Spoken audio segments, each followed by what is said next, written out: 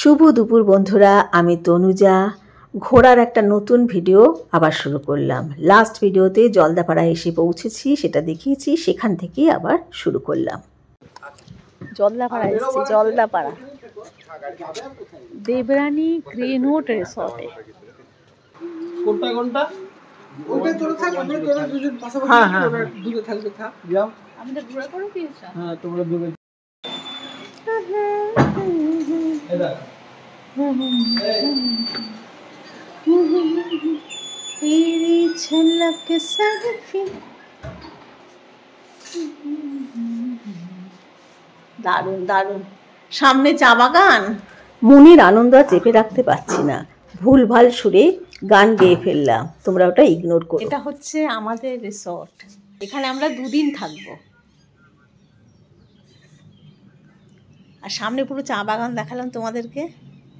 এটা হচ্ছে মাদারিহাট জায়গাটা, জলদাপাড়া মাদারিহাট আর আলিপুরদুয়ার ডিস্ট্রিক্ট। কত পাখি এখানে!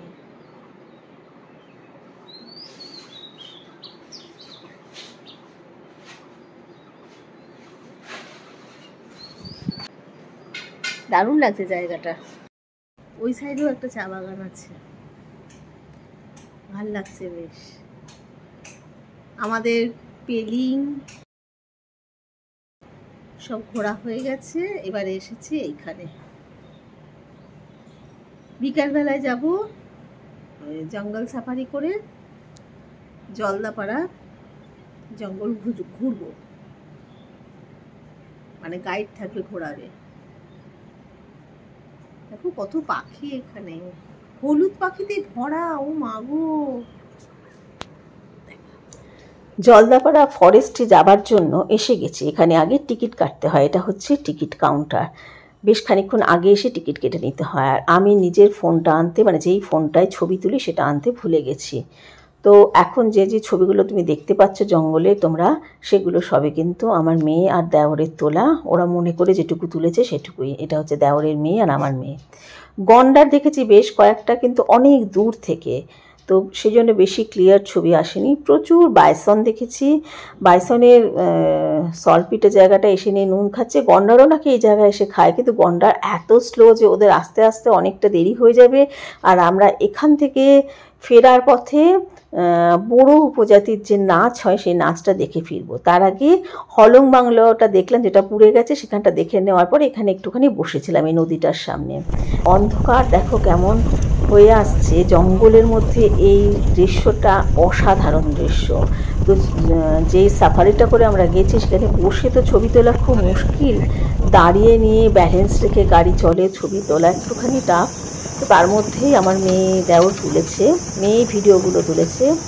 হাতি দেখেছি, বুনো হাতি যেগুলো সেগুলো দেখিনি, এগুলো হচ্ছে পোষ্য হাতি, সেইগুলো দেখেছি। রাস্তাটা তোমাদেরকে দেখালাম।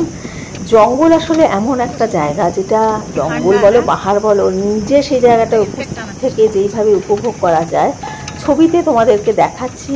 তোমরা হয়তো একটু আঁচ করতে পারবে, কিন্তু সেই এসেন্সটা তোমরা হয়তো পাবে না। তবুও দেখাচ্ছি, নিজেরও একটা ভালো লাগা শেয়ার করতে ভালোই লাগে। সূর্য ডোবার মুখে অপরূপ দৃশ্য। আর একটা না জঙ্গলের পাতার একটা গন্ধ হয়, কখনো উগ্র কখনো হালকা, দারুণ। প্রচুর ময়ূর দেখেছি, অজস্র, সেই ছবি আর তুলিনি। হরিণও দেখেছি অনেক। তো সব মিলিয়ে বেশ ভালো অভিজ্ঞতা। এই যে বড় উপজাতির নাচ দেখতে বসে গেছি, সামনে বেঞ্চ বিছিয়ে দেওয়া রয়েছে, সেখানে বসে আমরা দেখছি।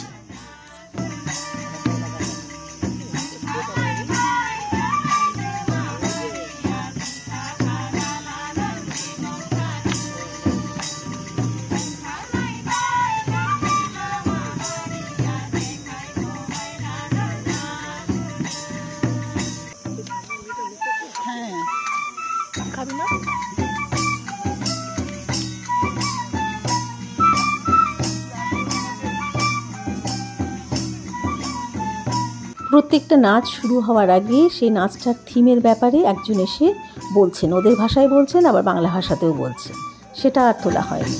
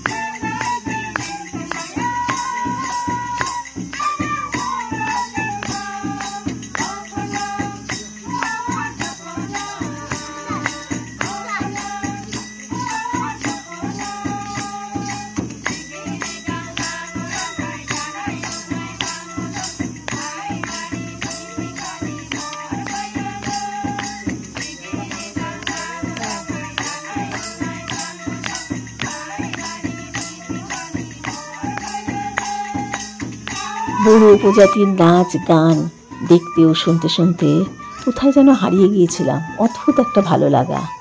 এখান থেকে বাড়ি ফেরার পথ জঙ্গলের মধ্যে দিয়ে প্রায় 7 কিলোমিটার ছিল। সেটাও একটা রোমহর্ষক অভিজ্ঞতা। সব মিলিয়ে দারুণ দারুণ উপভোগ করলাম। রিসোর্টে ফিরে 2 বোন মিলে সুইমিং পুলে নেমে গেছে আর আমরা চারপাশটা ঘুরে বেড়াচ্ছি। তো একটা অভিজ্ঞতা তোমাদের কাছে শেয়ার করছি। জঙ্গলে যতক্ষণ বড় উপজাতির নাচ দেখছিলাম, একটি মশাও ছিল না।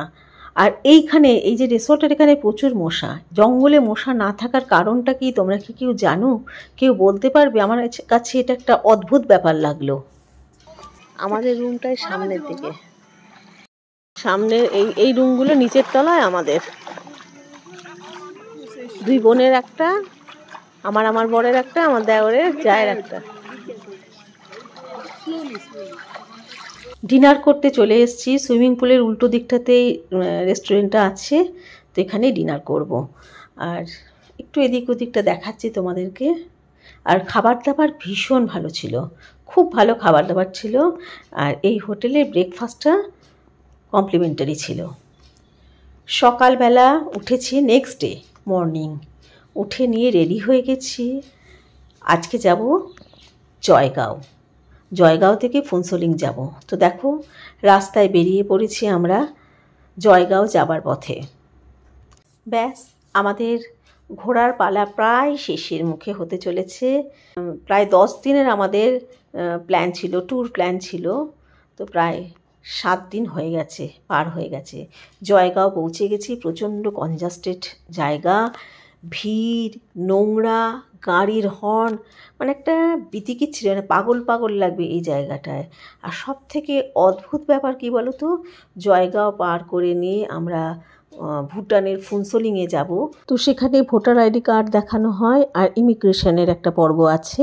অদ্ভুত যে ঠিক রাস্তাটা পার করে ফুনসোলিংয়ে যাওয়ার পথে যাচ্ছি আমরা, কত পরিষ্কার, কোনো গাড়ির হর্ন নেই, শান্ত শিষ্ট একটা জায়গা।